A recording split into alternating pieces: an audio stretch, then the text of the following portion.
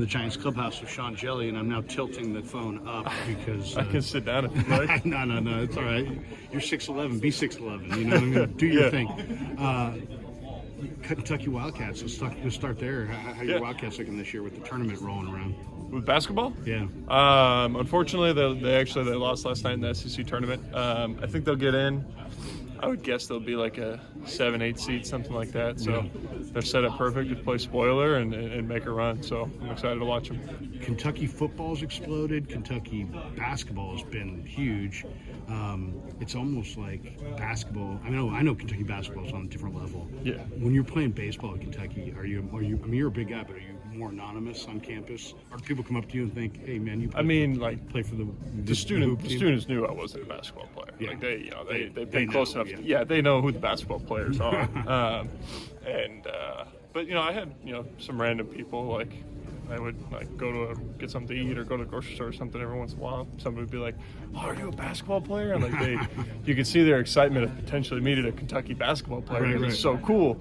And I would say no, and then you could see the shoulder, and you could see their disappointment a little bit. So I didn't quite have the heart to lie to them and say I was a basketball player. Right. But after a few times of them kind of being disappointed that I wasn't one, I was very tempted to just be like, I'm on the team, and just see their excitement.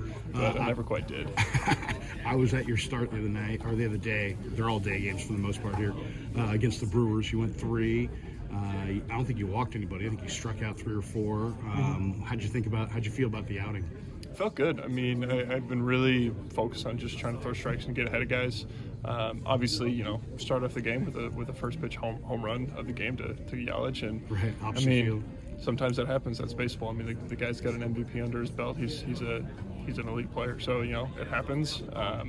And it was kind of all about how I responded after that, and I felt like I did my job and got my ground balls, got my swing and misses when I needed to, and just kept getting after it after that. Yeah, I mean, when a guy takes you deep at the beginning of a game, do you just throw that rosin bag down and be like, all right, let's start over here? I mean, do you have does that in any way affect you when somebody takes you deep to start your outing?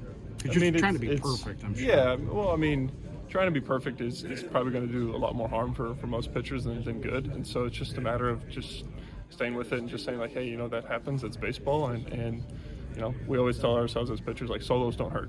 Right. Solo home run, it's one run. Stay aggressive. And, you keep going, keep attacking guys, and then you come out of the inning, and then Conforto hits a leadoff home run for us, and then it's a 1-1 ball game just like that.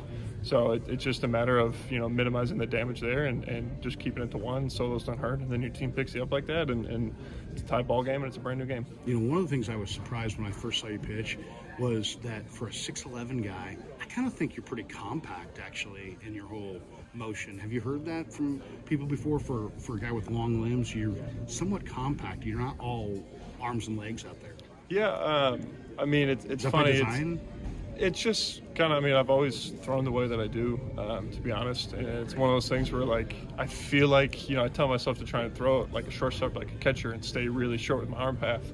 And then I, go look at the slow-mo video of me, and my arm is way out to the side. I'm just like, okay, yeah, I still have long levers.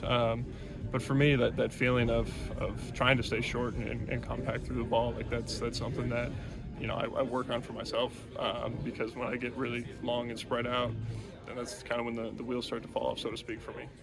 Your velocity seems real easy. I mean, obviously you're going downward plane, which is, I'm sure, probably easier for you to stay on top of the ball. But it does seem free and easy. Like if you were full max, if I said go out there and just throw it, what would you top out at?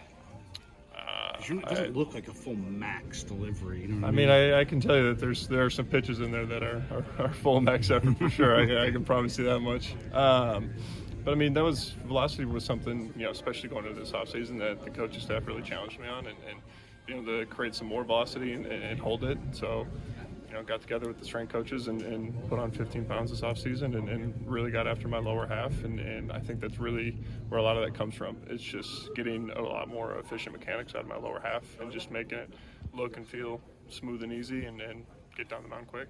Yeah, when you talk about putting on weight and putting on good weight, and you've mentioned your leg strength, what do you do? Is it band work? I mean, you're not doing football squats or anything. No. What kind of leg training do you do? We kind of identified it, called like our posterior chain, so like my hammies into my glutes and my hips and whatnot.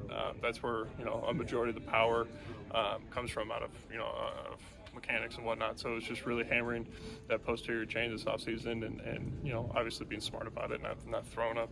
I'm not a guy that can throw up 500-600 pounds. That's just not who I am. That's not my body type. My back would kind of fall apart if I did that.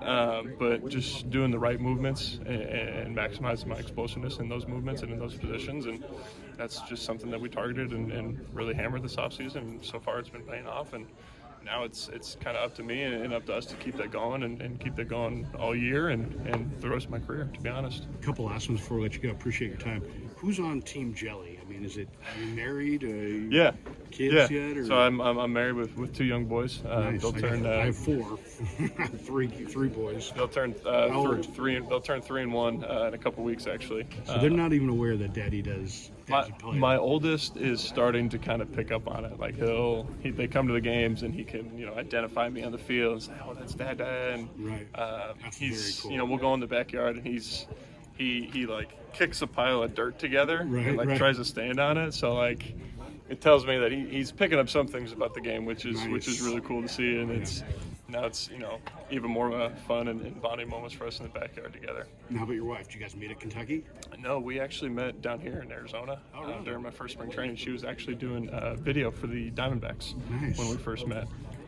So I kept her in the game of baseball. Suckered her back in for it. Yeah. I mean, do you need, this game is up and down, do you need some stabilizing force? I mean, when you've had kids, did you feel like you became a better player? Because you're not going out or anything, but it's just like life is up and down, but families kind of even you out, I feel like. I mean, what does your family do for you? I think people either don't realize or don't appreciate how much, like, guys that have families, how a part of it that they are too. I mean, they're just a part of it as we are, and just having that support system, and it's one of those things where it wasn't that obviously like I needed a family to be motivated and play good and whatnot, but it was one of those things that once I got my family, it was playing for something different, something a little bit more special, a little bit more meaningful, and having my wife be my rock when I go home and just always be there for me. And honestly, the fact that my boys don't understand baseball right now is kind of great, and it's refreshing that no matter what I do on the field, like I go home and I'm just dad. I got to clock in as dad and nothing else, and it doesn't matter to them. They're just happy dad's home. So it's refreshing. It's really nice to have that.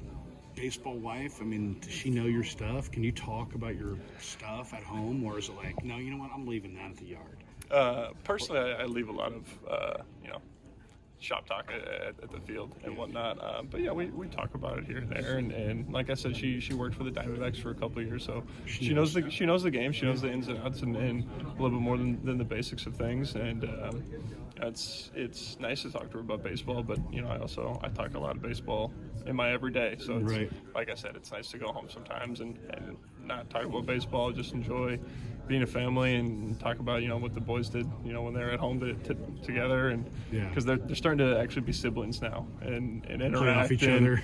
and be brothers a little bit, and it's really fun to watch that. So I'm always interested in go home and hearing what the report is. Yeah, exactly.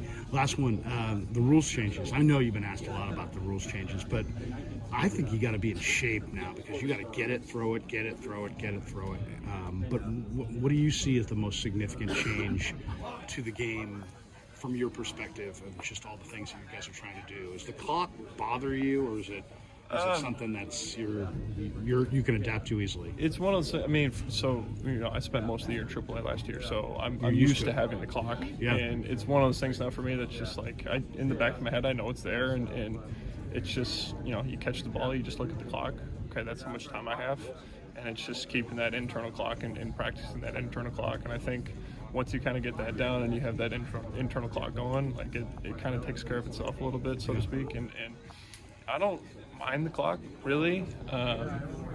Honestly, the biggest difference I would say is just umpires are a little bit more on it in the big leagues now than towards the end of the year in AAA. Everybody was very comfortable with it, so it was,